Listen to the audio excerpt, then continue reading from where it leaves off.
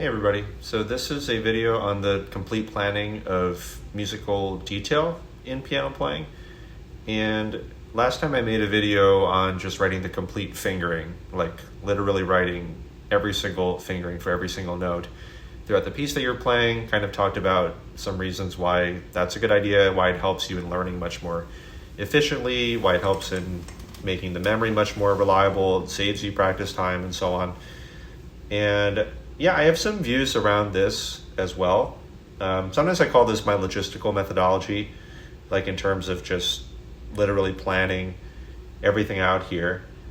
And certainly you can arrive at a certain level of musical understanding just by playing through freely, listening to different recordings, trying out different dynamic plans. I think as you gain experience and you have lessons and you gain ability as a pianist, you start to become more sophisticated, even in your sight reading, but especially with continued practice in terms of the level of detail that you can gain in terms of playing, for instance, right hand above the left hand or whatever the melody is in relation to the accompaniment, in terms of having shaping to your playing, which is the crescendos and decrescendos, or the getting louders and then getting softers, in terms of different types of voicing, like bringing out a certain note when you're playing three notes simultaneously, for instance.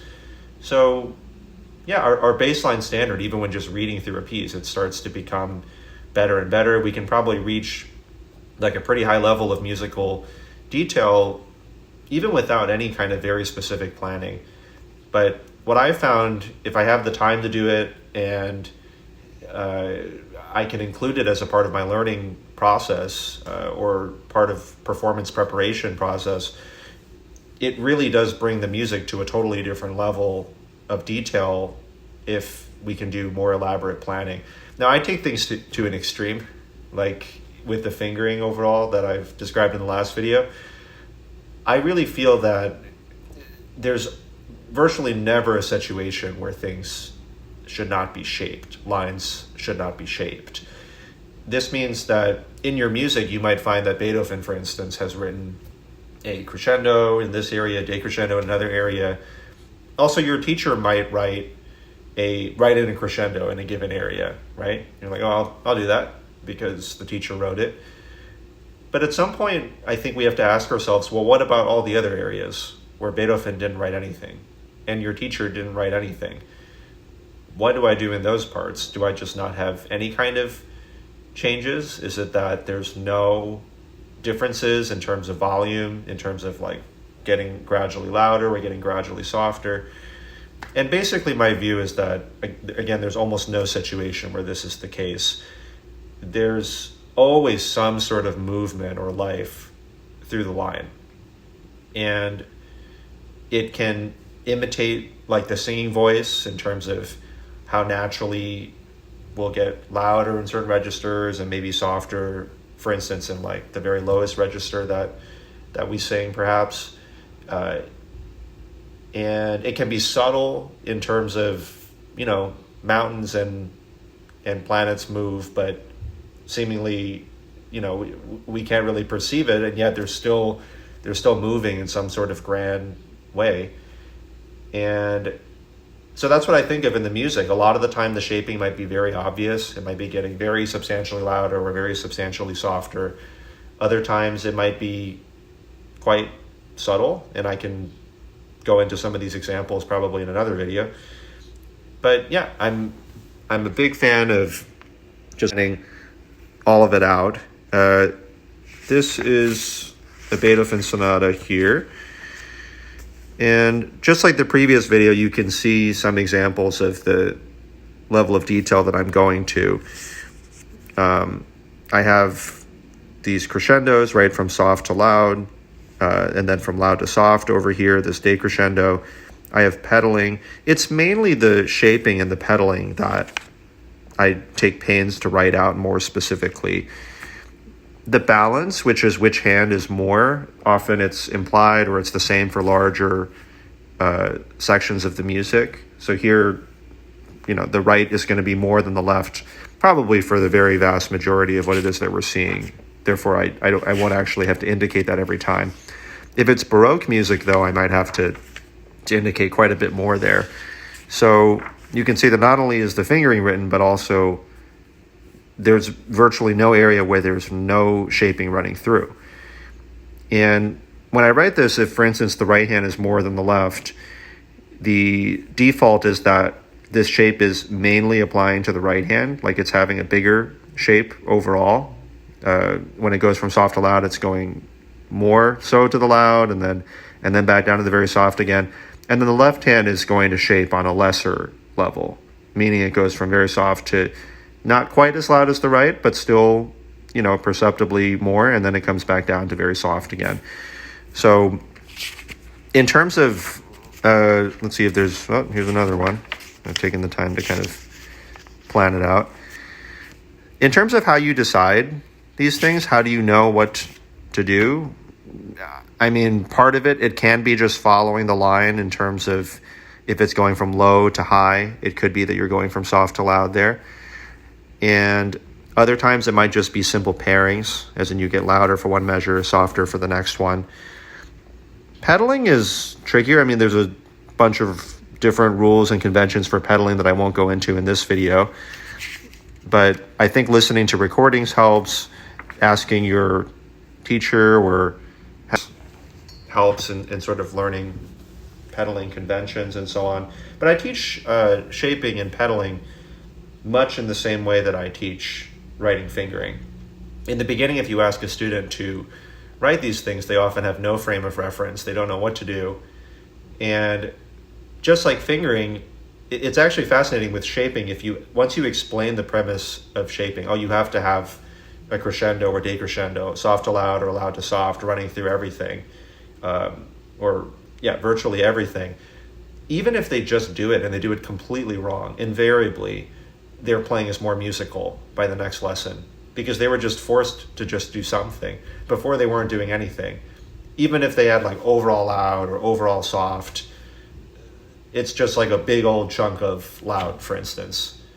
Like maybe even the right and left hand are the same, or even if right is more than left, right is just the same loudness the whole time, and then left is the same softness, for instance, the whole time. So once you ask them to actually write in any sort of shaping, even if they did it in a way that really seems to make no sense, that doesn't follow the phrase structure, that seems to defy logic or common sense, it's still better playing because there's just variation. There's some sort of change in it that makes it not so monotonous. And then you can start to explain, just like with fingering, why this shaping, out of 100 pianists, why would 99 pianists not do this? Or why would we consider this particularly beautiful? You can't quantify and, make scientific every single little element. Obviously, there's still great mystery in why certain things are beautiful. But I try to quantify and explain everything that can be logically explained here. Like we still extract certain principles and patterns for which shapes work better on average. And the same with pedaling as well, too. You gain a lot of information from not giving prior instructions first. I mean, you can explain like how do you change the foot properly. I think that's helpful. But still, why not just have the student try it first? Just have them try it so you can see from where you're starting, and then you can start to give feedback from there, why they should change more often or they should change more completely and so on. Because you have the actual coordination of the foot itself, whether that's, and to be clear, in terms of pedaling, right, these are the pedaling markers for those that aren't as experienced. When you put the foot down, when you change the foot and so on. Yeah, in terms of pedaling overall, there's the coordination part of whether that's just correct in general. Like generally speaking, is the student changing so that the sound is clear? Are they changing completely? Are they changing with the correct timing? Not early, not late. Are they changing like too quickly or too slowly, for instance? Right? So then once you resolve those things or you talk through those things, which is very useful, of course, then it comes down to their actual pedal change decisions or when they use the pedal. And this is where you can start to give feedback. They might, assuming they can generally pedal correctly, they might have written a certain pedaling and tried it. And then you can explain like, well, actually in this scenario, I'd probably change more often because there's more change of harmony, or I change less often because this is in a higher register, for instance. So you can get away with, or it actually sounds better if you hold longer pedals here. So I would say that in terms of planning everything out, again, it invariably leads to higher level playing just as a function of thinking about it. As the students continue to receive feedback, they start to become much, much better at both planning and executing concepts such as shaping, pedaling, etc. And it gives you something very concrete to aim for, combined with the logical methodology that I've explained in some other videos. Like you can go through certain areas just for basics, just for getting the notes, rhythm, the stable tempo and so on. But then really you could go through, again, with this much greater level of musical detail. Like how do I play more expressively?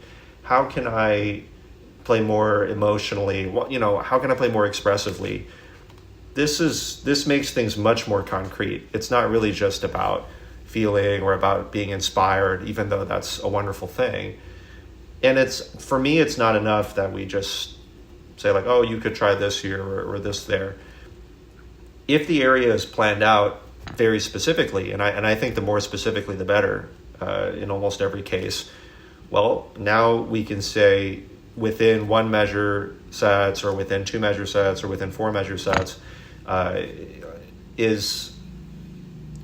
you still upholding the quality that you've planned? Like you've written a very specific intention, for instance, getting loud up to this note, getting soft to this note, right? You would now have a higher standard. Can I, for instance, for 1 measure plus the following vertical, which would be a 1 measure set, can I play not only the notes and rhythm and everything correctly, like the basics there, but also I'm following my own plan, that the musicality is coming across extremely clearly, that the pedaling is very clean. And if you get that, then you can mark that as passed, using the method, and then you can move on to the next part. Then you can come back later and start to chunk this high-level musicality into larger sections. So, yeah, hope some of this is helpful. Please like and subscribe if you, again, found this helpful or interesting. And, yeah, looking forward to next week's video.